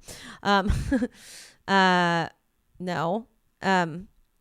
So I mean, like they're referencing like, I guess, a lot of different movies. It reminded me of the movie Duel. Have you ever seen Duel? No. Oh man, a great movie. I'm pretty sure it came out in the 70s, but it's like basically about these 2 trucks that are like chasing each other on the freeway the whole time. Mm-hmm. But yeah, I don't know. I mean, I think it's referencing like a lot of different, pulpy cult movies. I think well, I haven't seen Faster Pussycat Kill, but I think that there's some reference to that. But anyway, I just thought just many. I mean, he's always referential. Right, but anyways, I just thought that whole sequence was really fun, and I thought it was shot really well. Mm-hmm. And I was laughing out loud when Kurt Russell is like in his car screaming and he's like, oh God, right. He's like pouring the alcohol on himself. I also thought it was cool how much he was like showcasing the amount of pain he was in due to a single gunshot, when like in so many Hollywood movies, people and action movies, like people can get shot and like tortured and they just keep going and it's like not as consequential, whereas like in this particular scenario he really draws it out, and I felt like that was really fun, and it made the violence feel very grounded in reality, even though what was happening is obviously outrageous and crazy, but it's nothing that like couldn't actually happen, which makes like the stakes, I think, so much more exciting. I mean, obviously, like Zoe Bell, who we already mentioned, is an actual stunt woman. She ends up kind of like on the hood of this car during a large portion of the chase sequence, just holding on by these like belt straps. But then at a certain point, she's not even holding on to the belt straps. The thing is, though, it's just like all real, and these are like this is like a real chasing. Well, I know it's like real, but then how real is it though? I mean, she's straight up on the hood of a moving But vehicle. how fast is it really going and stuff? I mean, how can you fake it, really? I mean, they're moving quick. I don't know. I'm sure there's ways of like doing it that are not digital per se, but I mean, like, you know, it's not like someone's actually getting like thrown around at 100 and something miles an hour. Well, they're not going 100 miles per hour, but I don't really think it's implied that they are. I think yes, it was because I don't know, but they were talking about maybe not 100 miles, but like really fast. I just mean like the scenery around them is moving at a certain pace that you quite simply can't fake. You can't? No. Well, I don't know. I mean, it's film. It's just like trick photography. I don't know. Well, the point is it's a stunt, but like I mean, they're not actually. What they might have done is digitally removed like a harness that she had. You know, like something that was actually keeping her. Well, that's safe. even more like not as cool as her not wearing a harness, but it going like even 40 miles an hour. Honestly, I don't actually know though. I don't know what like how they do it. And it's very possible too that like I don't know. They're. I mean, this is just how they used to shoot things, and I think that's what stunt people, women and men do. They is, do like, crazy put stunts in crazy positions, but not as crazy as what the movie is insinuating is actually happening. Like it's not like. But that's just always the case. I know. Magic. I mean. Well, yeah, but that's what I'm saying. I just want to know what I was curious to know, like what really was happening. Mm-hmm. But whatever, that's really fun. But I did not like the way when they were like, should we go get, after they want to like try to finish him off, basically. Okay, so let me just get back to, let's just give a brief description of what happened. Like Kurt Russell is pursuing these three women on the second half of the movie who are like very similar in a lot of ways at first glance to the first batch of women that he kills in the first half of the movie. Right. And then he decides that he's going to try to kill them with his car. As he does in the first he does in the first one. But little does he know, he's dealing with like professional stunt women. Mm-hmm. So it's actually like these three women who are in a car. They're all working on a Hollywood movie that's shooting in Tennessee. Mm-hmm. And two of them are stunt women. One of them is a makeup artist. And then the other one's an actress. She's not there. Oh, yeah. And that I want to get back to. Yeah, yeah. So basically. I know exactly what. Yeah. They're in the car and he doesn't realize that he's messing with stunt women who are like super crazy drivers, and they managed to like kind of steal this Dodge, like 1979 Dodge whatever. Yeah. That's I guess a really, I don't know, like fast car. They've like obviously they really care about this car. They really care about this car and they want to do a crazy stunt with it. Yeah. And so he's like trying to kill them with his car. And little does he know that they are just as crazy. And so they basically flip the tables on him and like start going after him. And then they like shoot him in the arm and he's like, what the fuck? And then shit gets crazy and like basically it gets more out of control and he's now being chased by them and he's running away from them in his car. And they eventually kill him. But they lose him at first and they were like, oh my God, should we go after him or whatever? And then they're like, yes, we should. And then the woman driving the car is just cursing all these ridiculous curses, like just saying the stupidest stuff. And I felt like she was kind of, I don't know, the way she was talking, her like dialogues and her monologues and stuff were very reminiscent of like sort of Samuel L. Jackson's character a little bit, characters in other movies when he'll kind of go on these rants, you know? Except it just felt forced, like some of the monologues, and then she was just like, oh hell no, and like saying like booyah motherfucker booyah, and like just saying these things while she's chasing Kurt Russell, and it just felt really cringeworthy. Mm-hmm. You know what I mean? Like just this like her supposedly Look, it's not my cheeky favorite things. thing that is said, but I kind of like am having so much fun at that point in the movie that it didn't really bother me. Like it seems like it bothered you. It did. It was just like it made it cheesy when it could have just been pure fun, Yeah, but I was still having fun with it. Like I kind of hear what you're saying, but I guess at that point I just didn't really care because I was just like crying from laughing. And she was like. I think she was saying like suck my dick motherfucker and like I'm really horny now. Like basically just saying stuff that was like, oh God, stop it, just kill him already. You don't have to say all this stuff.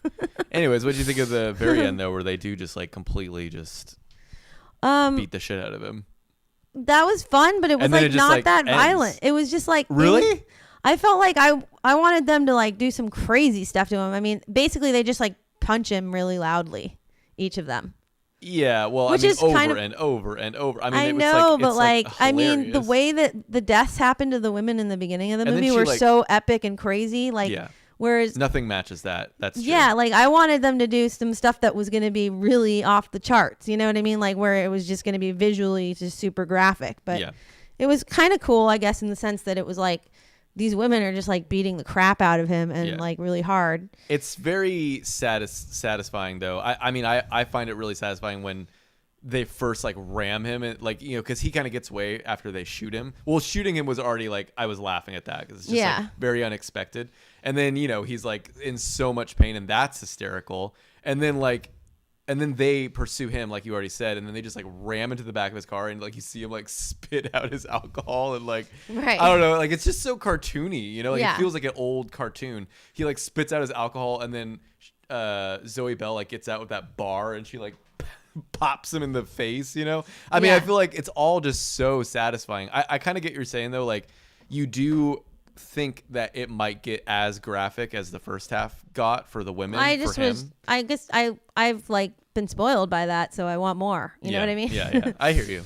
I would have liked that too, but I still think it's hilarious, like the way that they just punch him over and over and over and over and over, and then all of a sudden just says like the end. Like I feel like that is very just tongue in cheek with the audience. Is just like, well, you got what you wanted. Like that's it. What more do you want us to do, you know? Give me some more graphics up in here. Well, they do like stomp him in the face at the end. Post credits. I mean, but I want okay. I mean that's pretty graphic. They like crush his face with their foot. True. But yeah, I hear what you're saying. Anyway, I don't know. Like, so overall I would say it was a fun movie, but it wasn't my favorite movie of his. Sure. It's not my favorite either. I mean, it's good. But, a good time and no regrets. I think it almost impossibly cannot be right. like the best Tarantino movie because I don't really think he was even trying to make like some sort of masterpiece. You know what I mean? I think it was like, I'm just going to have some fun with this one. Well, you know? Actually, I do want to get back to, I think, what you also wanted to get back to. Oh, right. Was like the cheerleader character. Who, Rosario Dawson. Like basically... They come up with this plan so that they can steal this car and tell the guy who owns the car like that their friend is going to stay there with him and quote unquote get to know him. And it's like he's this really sleazy rednecky kind of guy that's kind of scary and probably is going to rape her. Yeah. And she's just like all alone with him. And the movie never comes back to whatever happened to her. Well, for one, it doesn't come back to it, but I also just feel like what women would put their friend in that situation. That was so like messed up. That's like so ridiculous. But I think that was also like part and parcel to the whole like trashy 70s movie type of thing. Like where maybe that type of thing would have happened in a movie like that. Yeah. I don't know. But again, I feel like it kind of misses the mark in that front. I almost feel like he should have gone further with, I guess this is my biggest critique of the movie, which is I feel like he kind of did it, but he also just kind of made a Tarantino movie. And I think because of that middle ground, it's a little hard to read some of these scenes, like the lap dance scene or like them leaving this woman. It's like, okay, but are you saying that like this would happen? Or are you saying that this is a parody of? Because it doesn't really feel all the time like it's just a parody of. Sometimes it just feels like it's your modern Tarantino movie. You know what I mean? I almost feel like he should have disappeared a little more and like not done what he so often does with like these long drawn out dialogue sequences. I almost wish that it was a little more schlocky and kind of like shittily made in a way, you know? Mm-hmm. I also didn't really get the, like, why did it change quality from the first half to the second half? Right. I was kind of like, wait, what's the creative decision here? I don't really get it. Like the second half is very grainy. It looks like the first half is grainy. Oh, I'm sorry. Did I say the second half? Yeah. The first half is like well, it's like been through some shit, you know, like it's very scratched up and the sound cuts out and they'll repeat things and like clearly it, like the film is fucked up. And then the second half, for some reason... Well, it just looks like more, you know, digitally processed or something. Or like, yeah, not digital. It's still shot on film. No, it's still film, but it looks like it's, you know, all clean and stuff. Yeah, well, it looks more like maybe 80s era. Like, or even later, like 90s, I would say. it just looks very clean, and I'm just like, wait, what happened? And it also starts off in black and white, and then it like switches to color all of a sudden. I just didn't get the concept with it. I'm like, what's the? Well, maybe it's just like, oh, these women are not fucked up. I mean, they're like fucked up in a new way. I guess, but I don't know. But Planet Terror also has the vibe of the first half. I'm sorry, Planet Terror being the Robert Rodriguez film that was paired with this. And that also had like this very schlocky and like shittily put together, reels missing, things cutting out. Like I feel like that's the vibe that it seemed like maybe they're collectively going for, and then Tarantino just like quit the vibe. You know, I'm just like, what?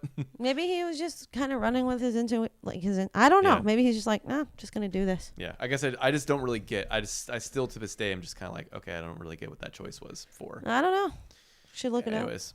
I guess I could look it up. It's very easy in this day and age. True. All right. Any final thoughts? D is late to the party, and he says, "Hey, folks, what's up, D? What up?" Sorry. Any final thoughts? Final thoughts are we're out of here. Not to be back we're not going to be back until probably late August, early September. Yeah. Yeah, and it's up in the air too. I mean, basically, you know, Laura's about to have her child, and I think that is the child is coming. A time in which many parents look back on as a real transformative moment. And so, you know. That doesn't mean we're not going to do Totally Tell Me anymore. We're still going to do it. I mean, I basically just leave it up to Laura. You know, I'm here, I'm ready, I'm waiting in the wings for Stop trying to put an end to my life. But I'm totally fine to, you know, leave some space for a bit of bringing a child into the world's time. The child is a life bringer. I mean, okay, but you know, I mean, also you do need some, you know, time in which we're gonna have time. Usher him into the world. Usher, 50 Cent, the whole crew, they're all gonna be there. But yeah, we will be back, but we're taking some time. So yeah, thanks for tuning in for this final for now episode. Alicio just commented that I started watching all the old episodes, and I love this. Well, thanks so much. Right, you should. That's something to point out. Look, if you recently started listening to this show, damn, we got like 120 episodes up in here. So 120 up in her. So like, get back. Wait, does that mean we've only done 20 episodes this year? Well, our 100th episode was January of last year. Right. So. Well, we took like more than 6 months off for COVID. Truth. True. So you know, there's that. Okay. We've certainly slowed down, but wait. So this is number 120? I think this is 120. Yeah. Dude, where's the crystal?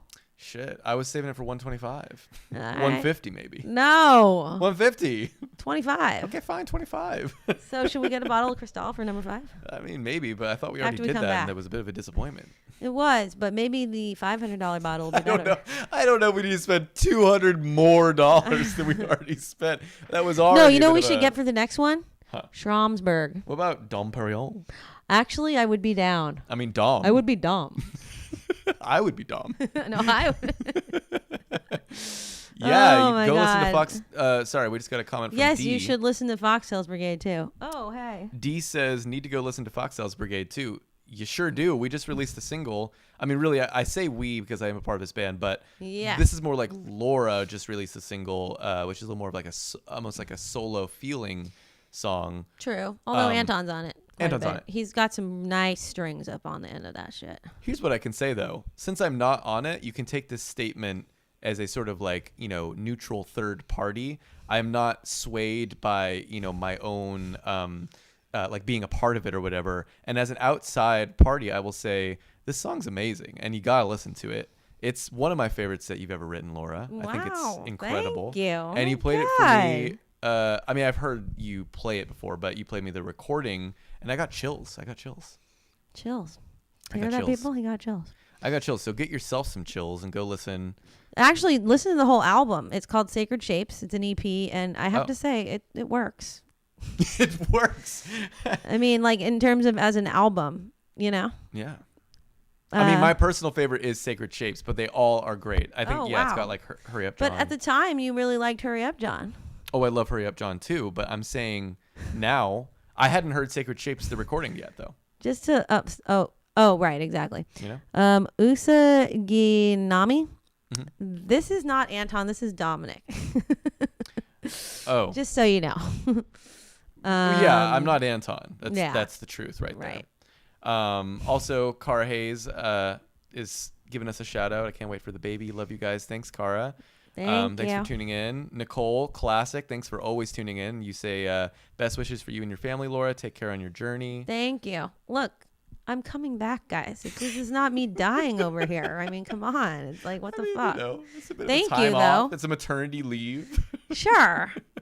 People are coming out of the woodworks all of a sudden. I know. It's like, where were you guys when we were like having a conversation over here? I've watched every episode already, but maybe I'll have to revisit some. Yeah. Nicole is the number one truest fan of all. She is.